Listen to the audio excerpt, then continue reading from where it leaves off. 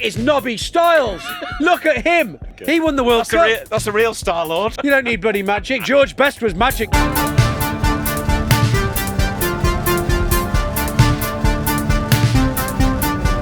Hello and welcome to Reminding You Why You Love Football, a Mundial podcast that has sent its fans into raptures since we launched 18 months ago and has some blindingly positive reviews that make us all feel very warm inside and out.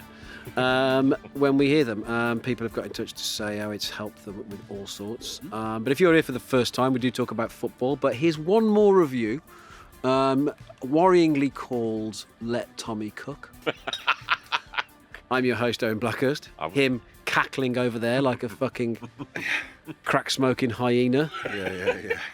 Producer Tommy Stewart, and in between the both of us, That's a good way of putting it. a still injured, still slightly forlorn after his bike fall last week. He is a bit forlorn, isn't he? Seb, the big dog white, very resplendent in the Mundial Daily Paper shirt. It's not my birthday anymore, but if you're wondering, dear listener, no, they didn't fucking get me anything. I wasn't being Merk'd. They just forgot. But that's okay. Rio Ferdinand did not pop out from the toilets. Title of this review, if this is your first time, title of this review, Brain Bath. By Let Tommy Cook. Ever since I discovered RYWYLF, that's us, YouTube, it's become my comfort channel. Oh. As someone who relates to each individual crew member in different ways, I find it incredibly soothing to watch the lads interact to decompress. Incidentally, I'm a girl. I watch popular football podcasts for different reasons, but my favourite is yours, no contest. It's familiar and fascinating all at once, which is the key. Pure magic. There would be a Mundial-shaped hole in my life if you could not continue. Replacing the podcast would be an impossible task because it's so unique. Thank you and keep it up. P.S. P.S. Please answer the question.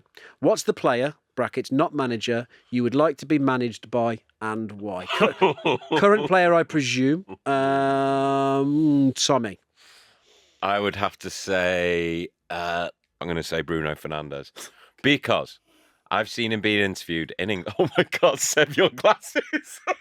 Sorry, they steamed up. Yeah. They steamed up from the Because coffee. Bruno Fernandes, I've seen him being interviewed, like a half-hour-long interview in English about football and what he thinks on football, and his vocabulary is brilliant. He's intelligent about football. I think he'll be a really good manager. And I love him. He's been the only saving grace of being a sort of season ticket holder in the last 5-6 years. So I'm going to say Bruno Fernandes. I think he'd make a good manager. Seb. Current player. I'm in trouble. I'm going to go for John Stones. You love him. Yeah, I really good. no. I do. You do, don't I you? do. Any chance you get? No. General Stones. No, but I think I've got a funny feeling that all the stuff that he's picked up, he would have picked up from Pep and that. I've got a funny feeling he might. He's not the first person you might think will be a great manager, but I just got a funny feeling he will be. Okay. A bit of Northern Barnsley grit, but also a bit of fun. But a bit of fun and expression. He knows what it's like to express yourself as a footballer. Do you still do likes and dislikes on Tinder? Is that what you put in? Yes. Yeah. Bit of Northern grit. No, but yeah. No fucking fannying about. No, because I think he's. But the question wasn't which player do you think like to be managed by him. will make a good manager. It's just you'd like to be managed by. I'd like to be managed by him because I think he'd be very personable. You'd like to be best mates with him, I think. Yeah. What about you, O? Oh, I don't want a disciplinarian. I'm too long in the tooth. Big Verge? Too long in the tooth. No, I think Verge would be a disciplinarian. No, I don't think. But I just think it'd be a bit too laissez-faire for me. It's a good question. It is a good question. I keep thinking of Jack Grealish. Just to see. Oh God, that'd be a mess. Yeah, be a real exactly. mess. Yeah. Mess. I'm going to go with recency bias and say Bukayo Saka. Oh, yeah. Very good answer. I know. I think it might be an easy answer, but I just think he's a fucking absolute diamond, isn't he? He is. He's a diamond on every level. I reckon he'd have good values. 100%. Very much so. And I think he'd be honest, and I think he'd tell you straight, and I like that. I like that in life. Not enough people do it and like it. Too many people bullshit and go behind people's backs. So yeah, Bukayo Saka would be my gaffer. Talking about going behind people's backs, I'm 2 episodes back now, and I meant to bring this up on the first episode, but we had Birthday Gate to get through, which was painful more than anything. But I find out when I was away for a few weeks, despite all of them contacting me anyway, there was a secret podcast group set up. And I don't know how I feel about it. I just like to know how you would feel about it, listeners, if, a podcast that a lot of, a lot of the sections and the way we do things has sprung from your loins, your mental loins, to find out when you come back that there's been a side group set up. In Seb's defence, I will say... Just so I wouldn't bother you. He didn't want to ruin your holiday. Completely. I even called it Not Another One, didn't I? You did. You yeah. did. But it was... We can all give things a funny name, Seb. Well, I can... I don't imagine all coups were called Overthrow the Bastards.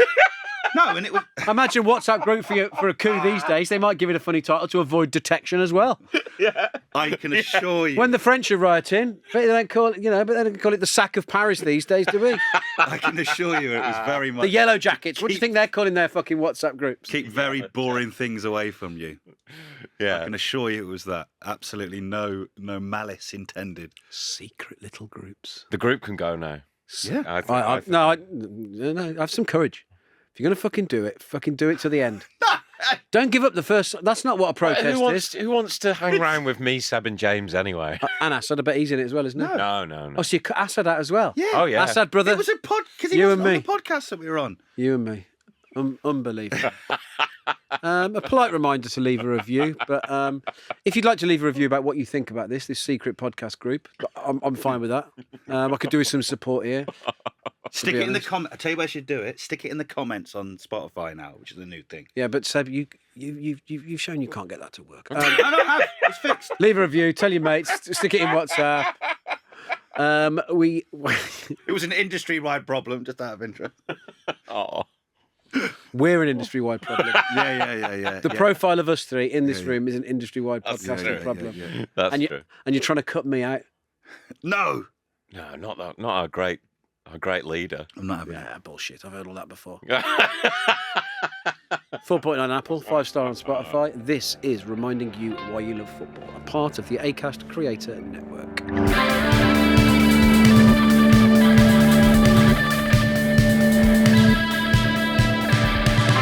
Okay. We're going to do this quickly today. There is all sorts of anniversaries. But there is a real sliding doors moment here in a couple of anniversaries I picked up. And this week in football, in 1999, Nicolas Anelka joined Real Madrid from Arsenal. Oh. And Thierry Henry joined Arsenal. And if you think about the time when they'd obviously played at youth level together, etc. But Anelka was one of the hottest properties in world football at that time. Definitely then. God, yeah, yeah. Absolutely. I mean, he was fucking... And Henry was a down on his luck winger at Juventus. But maybe the Instagram algorithm read my mind this morning because I didn't say the words Thierry Henry, but I did. This got served up, and it's a Thierry Henry pre-season worldie from 2005. Ball, 1 touch, 2 touches, 3 touches. If you've never seen this, it's Thierry Henry v SC Vice in 2005. He takes it on his knee over the defender with his right foot and then lobs the keeper with a side-footed left volley. Side-footed volleyed lob. It's unbelievable. That's what's really shocking about it. That's one of the best things I've ever seen. That's one of the best goals. It's so ever. calm. And it's also, there's been some, because he's coaching France's Olympic squad, isn't he? He is. And there's been some training videos of him coming out. I don't think he's a very good coach, Thierry. No, it's quite Brent, isn't it? Because he keeps getting binned. But the players obviously love him. He's just on repeat doing scoring his goal from the right. I've seen it. And the players will go, fucking hell, obviously, because he's still brilliant at it. It's also like, maybe do a bit of coaching, tell. Is he got a bit of the Suez about him? Oh, yeah. But as soon as won stuff. And why didn't that just people who were like, because I remember as a kid, Anelka being terrifying. And well, it didn't work out because he went to Real Madrid.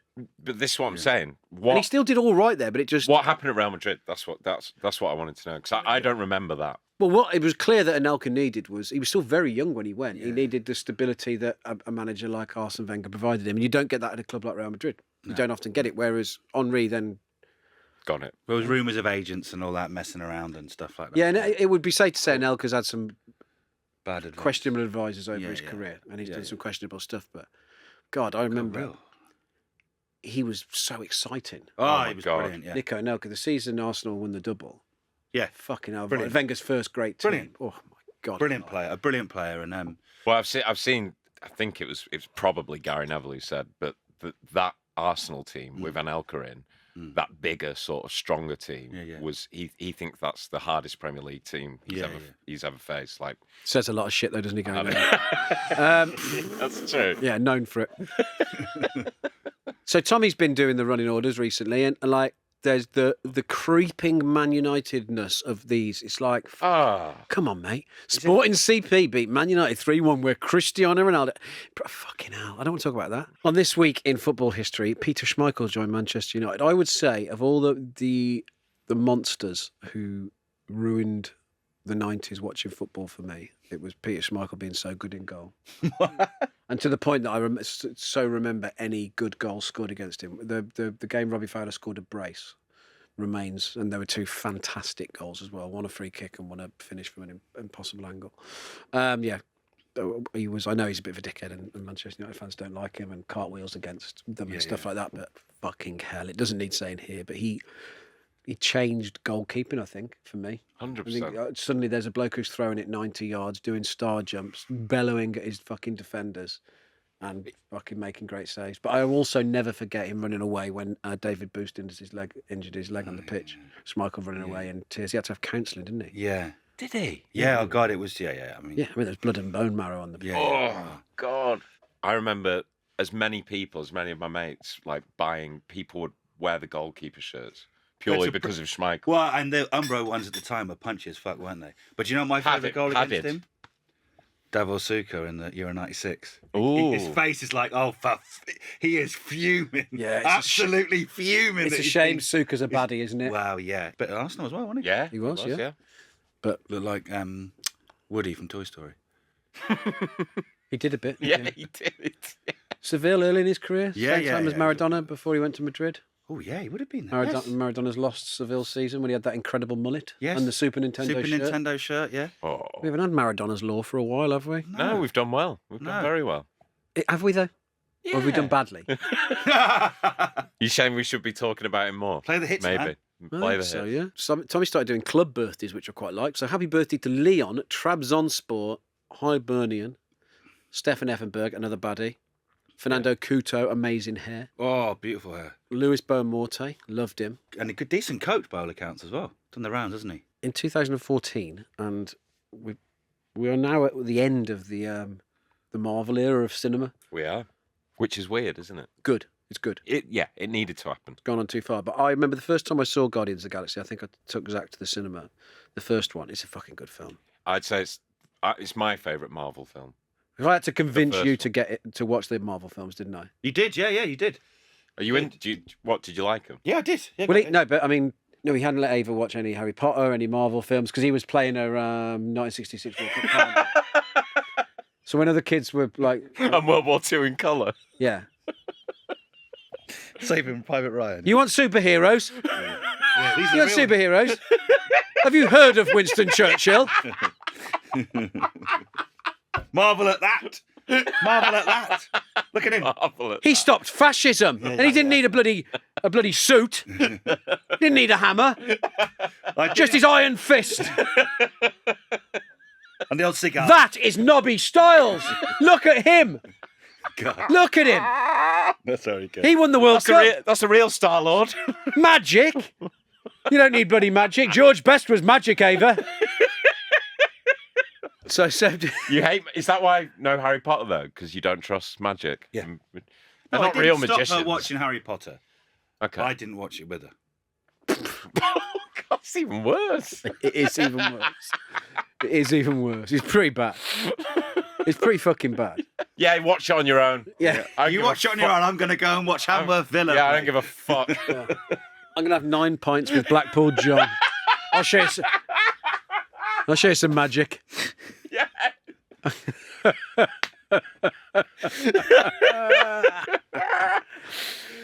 It's Jason Momoa's birthday this week. AKA you. Well, I had this in Indonesia, despite being at least a foot shorter than him. if not more. An Indonesian fella who wanted me to eat in his warung, which is the word for restaurant. Warung, I can't remember what it's called, but and I was going to eat there anyway. But I walked past the first day and he started calling me Aquaman. And then I came back, with a bottle of water. There's two brands of water widely available on this island I was on. One of them's called something, one of them's called Aqua. I had the other one, and I came back with the other one, and he went, no, you should have the... Yeah, Aqua, yeah. I get it. Aquaman. Right, well, I won't be coming now. Shove your fucking nasi goreng up your arse, mate. Here he is. Aquamon. Yeah. How do Aquamon? Yeah, Aquamon. Can you imagine? Some bloke who lives in the River Severn. only seen once a year surfing the Severn Bore. All right, mucker. Aquamon. You coming down the rocking fountain, Aquamon? Aquamon, hello, my handsome. How's we doing? Just comes out with his mate the duck. Rockport's on. Yeah. Oh, yeah. Rockport. Wading through the fucking leaves in the Rockport. Rockport's is very, very coming out of the Severn. I'm just going to the boathouse, mon. Yeah, Aquamon. Aquamon. Fucking old Henry Lloyd jacket on. Yes. Yeah. I can see him now. Yeah. Henry Lloyd. Any Welsh knocking about? Any fucking Welsh here? This is my Owen's childhood. Rockports, man. The new listeners. Aquamon. Fucking hell, that's done me. They're coming back. I've seen some people wearing Rockports recently. Also, Barack Obama's birthday, so that seems a nice segue into what's your club's most disappointing signing? Very good. Most highly vaunted but ultimately disappointing signing? Ángel Di María. Really? Because of the size and the prestige. He was so fucking good for that first month, and then the burglary happened, and people give him a hard time, but he clearly after that, and I saw Rooney speaking about this recently. He was like, kind of like, can you blame him? Yeah. Like for if my house got robbed, if I moved to a new country and a new club, and I didn't really know that many people, and I lived out in Alderley Edge, I would imagine It was armed robbery as well, wasn't it? It wasn't like, I mean, his family and kids got at gunpoint. Yeah. And you're playing left wing back. With Louis van Gaal. Yeah. Louis van Gaal is showing you his bollocks every morning. And go, look at the size of this. You're playing instead of Luke Shaw at left back. And look at my testicles. Look at this. Trush loves Very. Look at my testicles. Trush.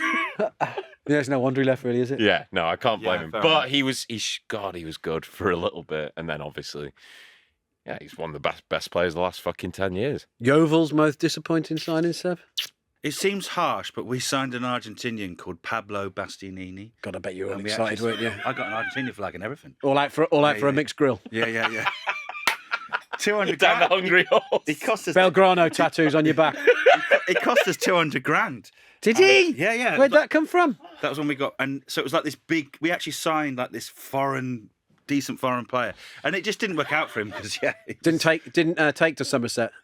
No, it wasn't. It just didn't. It just didn't work. It just didn't work, unfortunately. It was a real shame because it was nice to sign an exotic. Did you have a song lined up for him? Oh, I bet he did. No, I think it was because we didn't really have that much time to do that because he came in, he played 2 games. Both games he tried to score from the halfway line in both games, and he wasn't a million miles away. And then I think he realised, no, this is League 2. This is the 4th tier of English football. I'm not. How much did you sell him on for? Oh, not very much. No profit. No Profit on that. No. Morientes was a disappointment for me because it was probably clear it was a little bit too late. And when he arrived, it was clear he was probably too late. But there was a few flashes, but no, he just wasn't up to it, to be honest. Yeah. It was a shame because I loved him. Oh, he was great, wasn't he? So good. Really good. Really good. Hit it, maestro.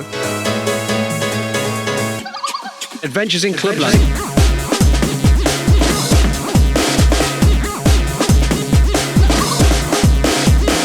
Right then, Adventures in Clubland. We have thought, we've been all around the world and, all around England and everywhere else. So we thought we'd do a few that were at a personal touch over the next few episodes. So obviously we're starting with Sebastian Dennis White, and I'm just going to lay back and listen for a second and try not to butt in. So, my Adventures in Clubland is Stephen Colker, 2009 to 2010. just one lovely loan spell at Yeovil Town. Ooh. Now, Stephen Coulker is 17 at this stage. He's only just signed his first professional contract, which was £600 a week with Tottenham. Now, Yeovil had a couple of Tottenham players on loan in Ryan Mason and Andros Townsend the season before. And it seemed that Yeovil... What was the link, Seb? Why did you... I think it was something to do with Harry Redknapp. Because Harry Redknapp and the then vice chairman of the time, they were quite well connected. And I think it was seen as a good place to send good young footballers to play regular football, regular league football, because we were League One at the time. I think we had 4 seasons in League One, so we were very much consolidated there. And with the greatest respect, there's not much to do in Yeovil, so I don't think you're not sending someone away to, go out on the piss relentlessly or go, the bright light. There's not many bright lights in Yeovil, really. Yeah. So I think that's why it became a place for players like that. And we had Asmir Begovic there, we had Alex McCarthy. We've had some good players on loan there because it's seen as a good spot. Anyway, Stephen Coulker only joins on a 1-month loan just to see what he's like. And it's fair to say, at the time, we had a manager called Terry Skiverton, Terry Skiverton's Law. But he was a centre defender, old school centre defender, been brought through the Chelsea ranks, but was like the most honest, hard-working centre-back you could get. He was a Yeovil legend for us. And he became manager. And he saw straight away that even, we're in League One, so we're in the third tier of English football. For those of you who aren't necessarily familiar, that is, let's just say there's not as much football. Certainly back then, maybe more so now, but in 2009, 2010, there isn't loads of expressive, expansive football being played. It's very, go and send the young kids there to toughen them up or go and, dare I say, muck and bullets, which I think I've probably used that phrase before, but that's what it's like in League One. Enough about Tommy's sex life. Yeah. So Stephen Coulker joins on loan for a month initially, and it's very clear, and everyone I know I've spoken to about who was at Yeovil at the time has said straight away, they were like, this lad's got it. And like the first thing I heard about it, there were comparisons with the style of play of like Rio Ferdinand. He was tall, he was quite strong, but he was also very good on the ball and stuff like that. But you also the whole time thinking, 17 years old in League One, Yeovil were below mid-table. They consolidated being a League One club, so we weren't. He's there to he's there develop. So they can find. Well, not just develop, to find out if he's got it or not. Yeah, exactly. Because if he can't handle that, he's not going to handle. Exactly. So he joins. Ryan Mason comes back on loan, and Jonathan Abika, also from Tottenham at the time, comes on loan. So they're sharing a B&B in Yeovil. No way. So there's not much going on, but it's fair to say You didn't move in as well, did you? I just recently met the future Mrs. White around this time. She'd banned you from doing the programme. Yeah, the fanzine, yeah. But he starts the first game.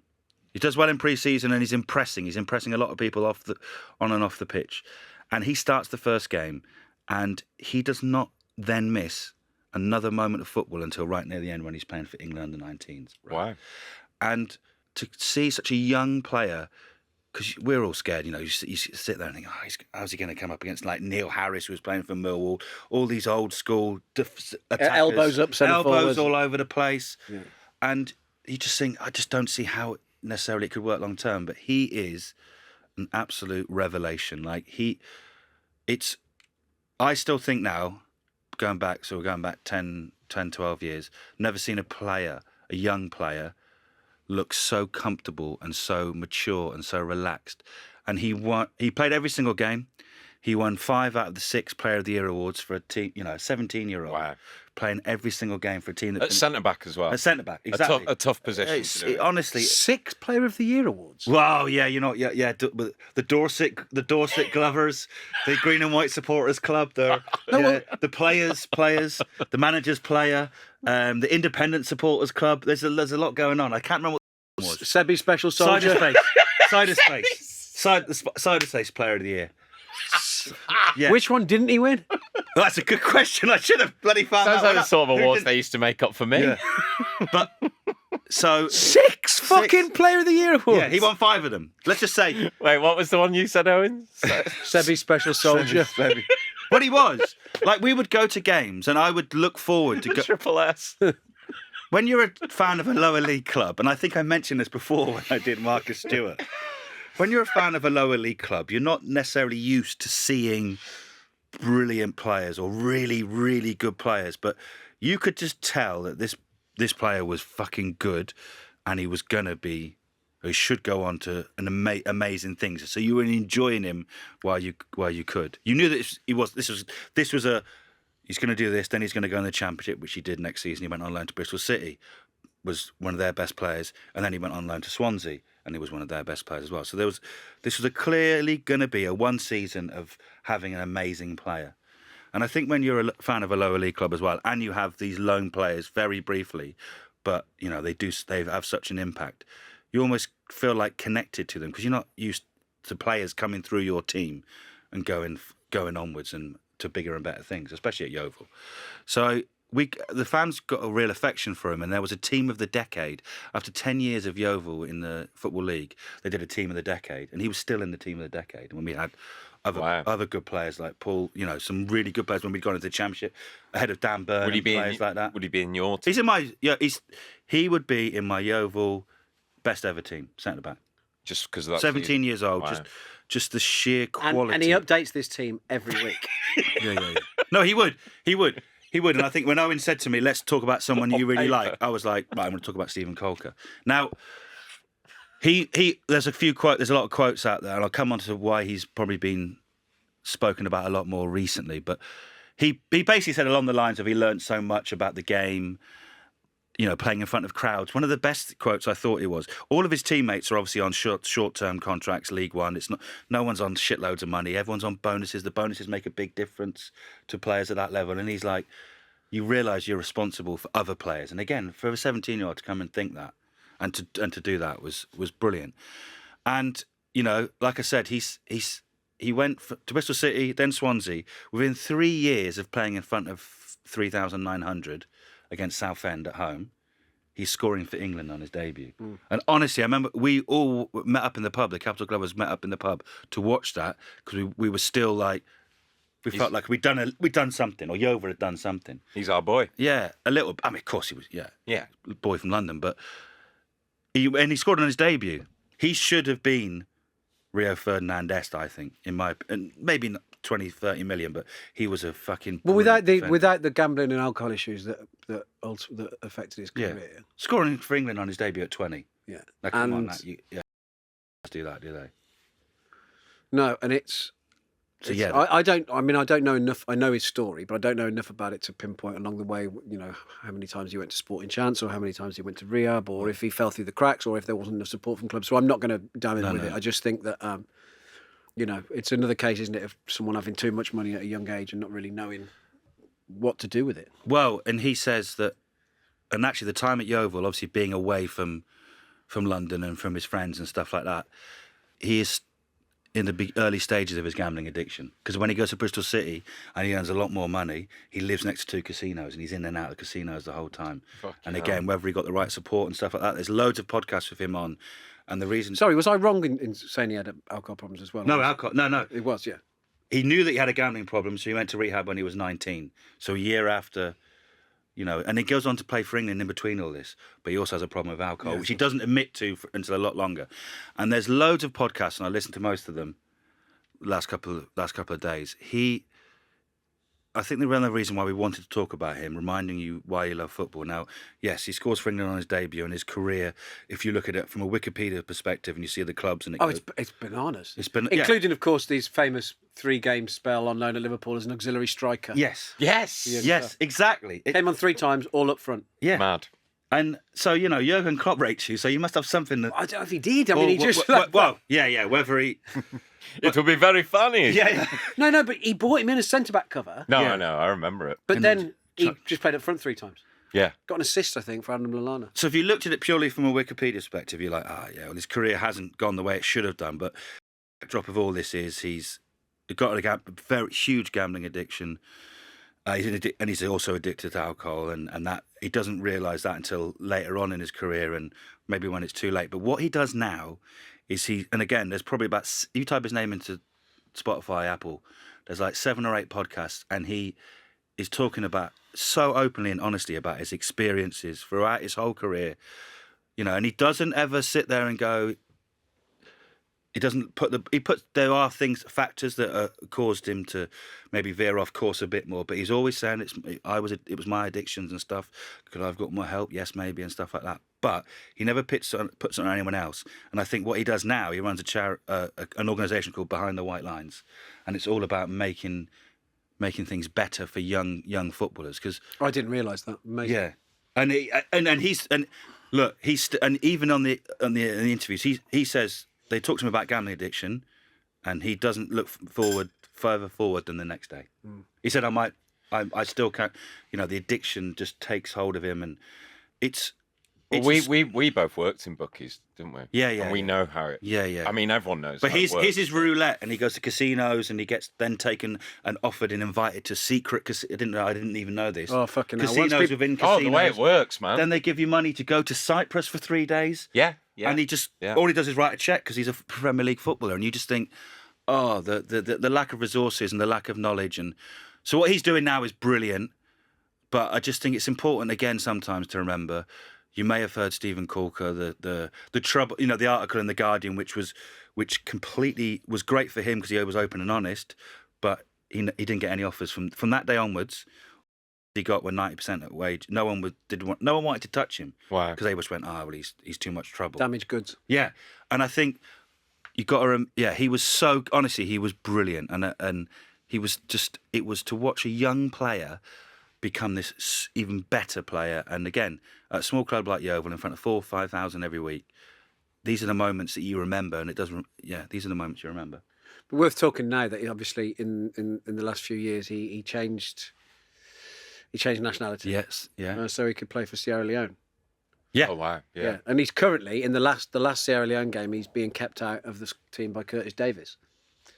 No way. Yeah. Bloody hell. Yeah, but I think Corker as well. He's now without a club. He was at like Malaga. Yeah, third division team in Spain. Yeah, player coach. Yeah, player coach. But he's on LinkedIn, so he's like LinkedIn without being.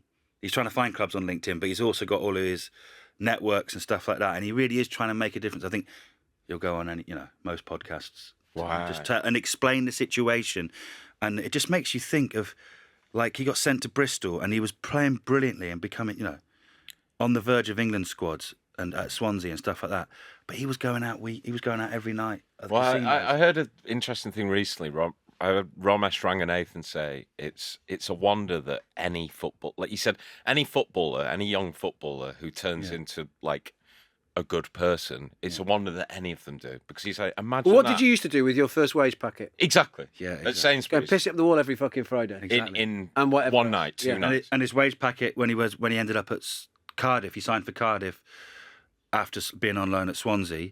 He was on 60 grand a week. 60 grand. Imagine that at 20, without advice, without any, like it's. It was the best experience, he said, about Yeovil. It was a great club to start, and I learnt a lot. The physical side of things is different. Playing against adults, playing in front of crowds, the pressure, knowing teammates need win bonuses to pay off bills. When I came back, my family could see I was matured. But also, there's a realisation you've not made it. You are fresh meat. Neil Harris bust my nose within a few minutes. Yeah. Welcome to the professional game, innit? Really, but because he played for Great Britain at the Olympics as well. Yeah. Oh, he did. Like which at some point we should revisit. That, yeah, we should. I went to one of the games. That whole thing. Yeah, I went. Yeah, it's crazy. He was. Tottenham tried to stop him going and said you should do a proper pre-season and stuff, and he was like, "Nah, fuck that." It's the Olympics, isn't it? It's the Olympics. Yeah. Well, they'd won them. Yeah, but yeah, I think I saw Brazil at Old Trafford. And again, being a fan of a lower league club and seeing these young players come, it's sometimes they aren't just there for the ride, or they aren't just they are there to develop themselves. But it can become a really memorable experience. Yeah, we had Andros Townsend there as well. We had some great loan players. It's a lot. Yeah, it can be a lot of fun because you do see some genuinely good footballers as well. I think it's looked on, and he says it repeatedly. I know he didn't, off the pitch, it didn't always quite work out for him, but he said just going to play football, men's football, week in, week out. Like, same thing with players that come down into non-league. It's like much better than playing, or better for most players to come and play regular football. You learn. You still so see much. it now. Like it doesn't happen as much, but I love it when it does. Like Amad Diallo at United, and he scored in a friendly against Rangers recently. But you still see some of the Rangers fans clapping him. Yeah, which is nice. Like, he was only there for a season, but they remember him. Yeah, definitely. Stephen Colker. So live and breathe. All right, I'm Charlie Cooper. You might recognise me from BBC Show This Country, but I'm here to tell you how much I love Mundial magazine.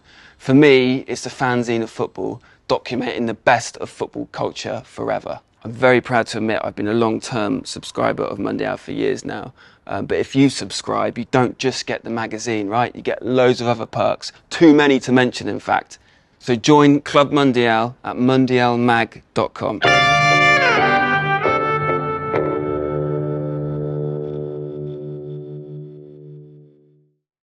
Ins and outs, outs and ins. We're going to start with football ins and outs first. I don't mind, but we're going to go Seb. Me and my mates have a spreadsheet we apply the traffic light system to all the fixtures across this season. Brilliant. Are you doing this for both Yeovil and Hampton and Richmond? I now end up doing that. Yeah. So you do it for two teams? Yeah. And Chelsea? Yeah. Well, the fixtures come out today, actually, for Chelsea, yes. So you and Ave will have one as well? Yeah. So the green obviously means you're going. Orange, potentially. Red, you can't make it for various reasons. But yeah. The fixture list. Everyone needs to know. The fixture list spreadsheet. It'd be a nightmare for me. I'm red-green colourblind. I'd be turning up at the wrong matches on my own. I'll come to Carlisle, you cunt. When you fucking tell me. But looking ahead, I know, like the previous episode we spoke about pre-season, but looking ahead for the whole season and working out when you might go somewhere, and there's just some really exciting. It's actually a good idea. I could do with something like this. Hard to do in Premier League because obviously the game's changed so much. Yeah. Oh, they're screening a Deathly Hallows Part 1 and Part 2 that week. I'm off. I'll be away.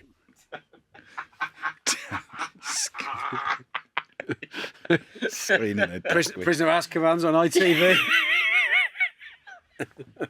Yeah. And you won't be watching that muck, Aver. Yeah. Potter. Brian Potter's fine. Yeah. Oh, yeah. Brian Potter and the Prisoner of Accrington. Tommy, sounds like another... Go on. No, it's not actually one of those ones. It's just basically we were at 7-a-side last week. We were watching the game before us. And my mate next to me, he's proper mank. He's looking at their team and he's just like, it was a proper weird mix of people. He just goes, how did these lads meet? And I just started pissing myself. And then you're looking at each one, there's like a 45-year-old fat guy, there's a skinny 17-year-old, different races, different cultures, different genders like these days. It's fucking great. But like, it's just my mate pointing it out, just going like, how the fuck did they meet? Yeah, it's good. Yeah, So it's just the different people you get at 7-a-side. It's great. Yeah, when I was in, and I will stop after this record, I'll stop talking about it, but I climbed they call it a hill, but it was a mountain in Indonesia. But the best thing about it was I hardly saw any Westerners, like 2 or 3 out of the 500 people I walked past and talked to. But I ended up talking to loads of groups of teenage local lads who were just all climbing this fucking hill at the weekend because it was something to do, and that all wanted to talk about football. Wow. Oh, really? Yeah. And so just the ability at the top of a mountain to go, who's your team?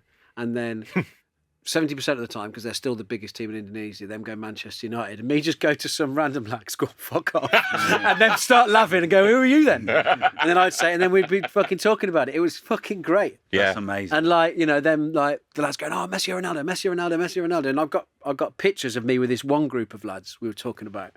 And one of them looked just like fucking Luis Diaz.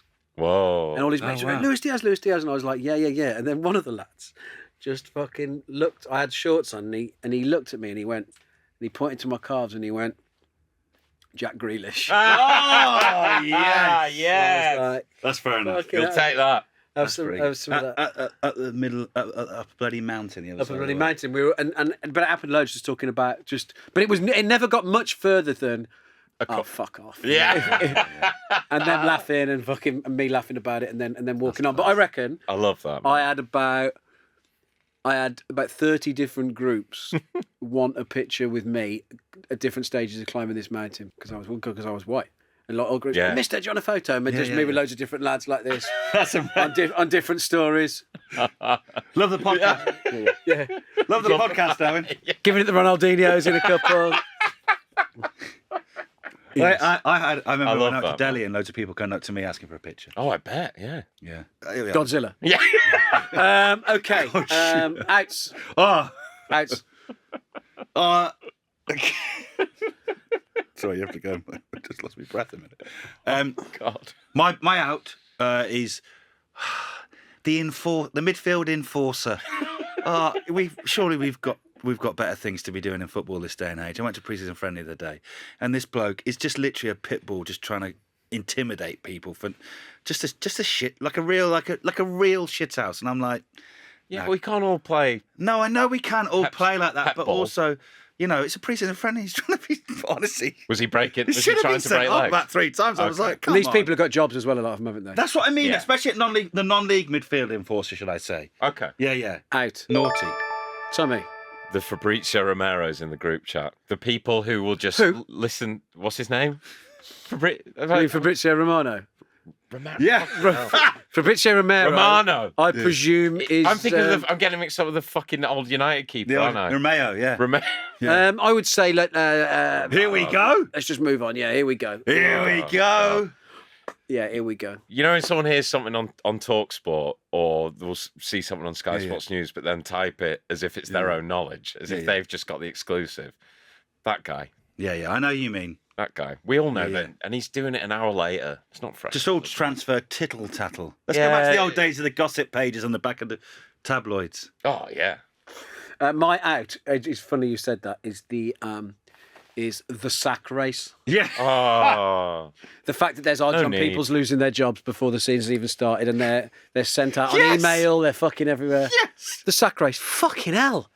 It's horrible. That's so bad. So true. It is nasty. So Well, true. we've talked about it before. I'm quite lucky that gambling's never been a problem for me, and I know it is a problem for a lot of people. But Eric Ten Hag's 2-7 to lose his job first. Oh.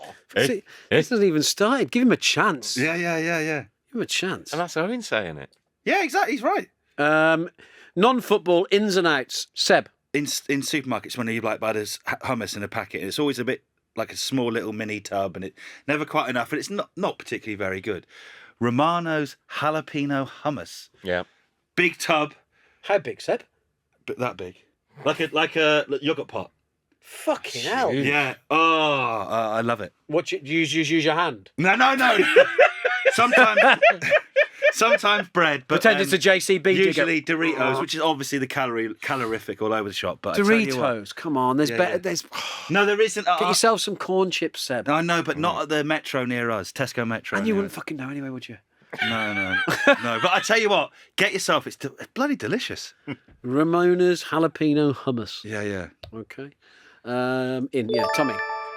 Backyard Cricket UK on Instagram. Yeah, I'm I'm obsessed with it. I'm obsessed with it. I'm kind of sick of it now because I feel everything is sort of being a bit telegraphed. Yeah, and it's very sponsored now as well. But some of the grabs, Oh my god! some of the bowling on it, and some of the swing they get, like some of these kids. the tape ball, aren't they? Yeah. The setup. But it just looks amazing. Yeah. It's so addictive to watch, and you follow and then you kind of get into the players, and you're like, oh, I'll watch this one because he's playing. Like I like watching him bowl. And then I watched one recently where they tell you all the rules, and it's not like, if you hit it here in the garden, it's a 4. If What you hit it here, do you know it's what a we 6. need?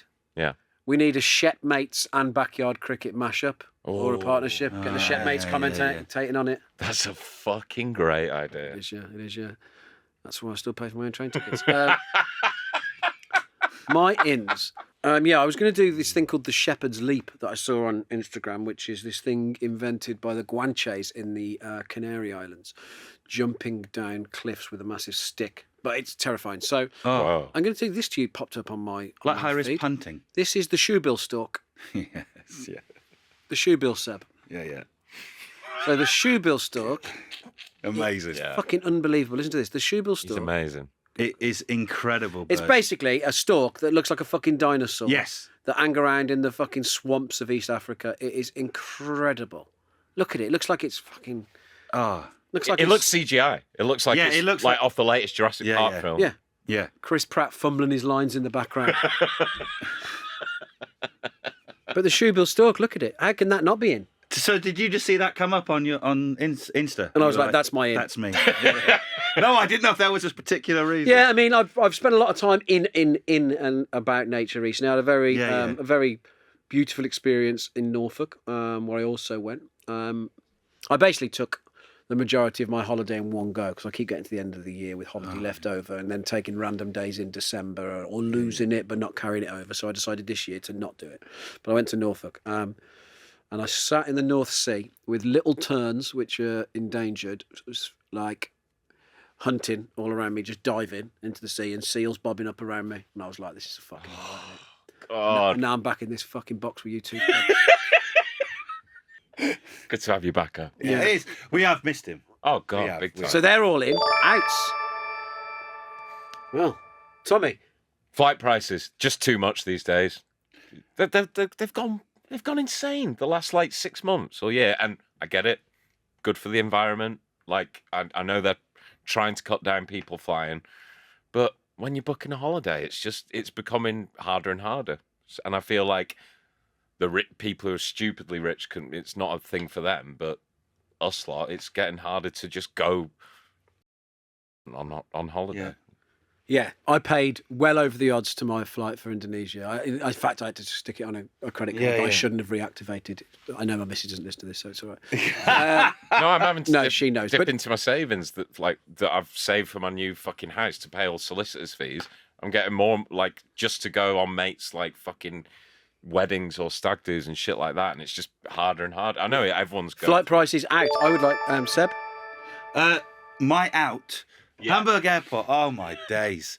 Oh my What happened? days. Oh, complete. So this is on the Monday. This is on the Monday. So on the Monday, after the mass mobilisation of loads of British people to go and watch England in a final, a fairly small airport didn't deal that well with it. And you, hanging out your fucking hoop after 14 steins the day before, had a bit of a bad experience. And Hamburg Airport's the fucking problem, is it, Seb? No, I've been to fucking Hamburg Airport. It's fine. It's absolutely fine.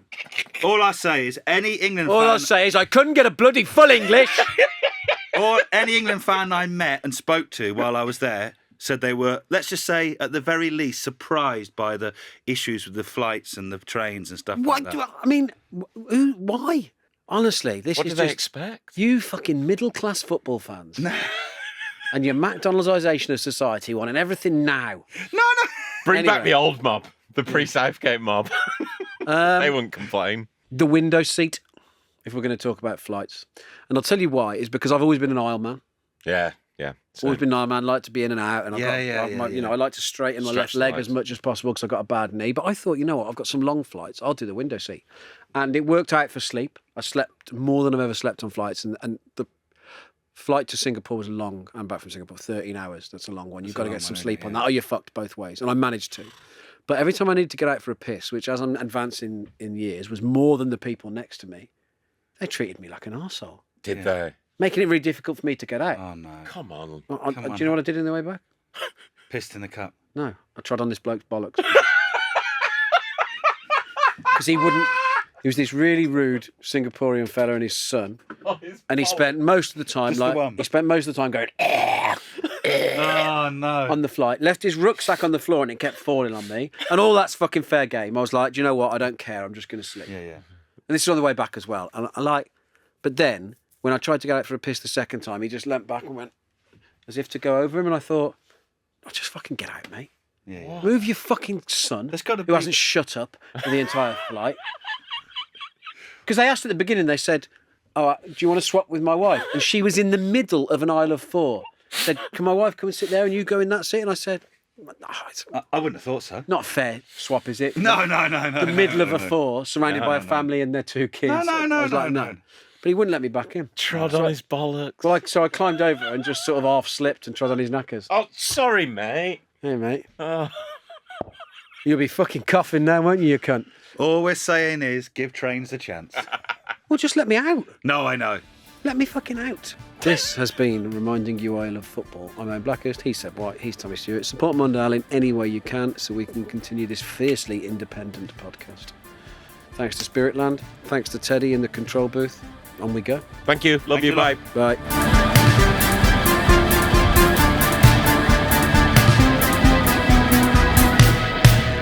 Reminding You Why You Love Football is a Mundial and Football co-production.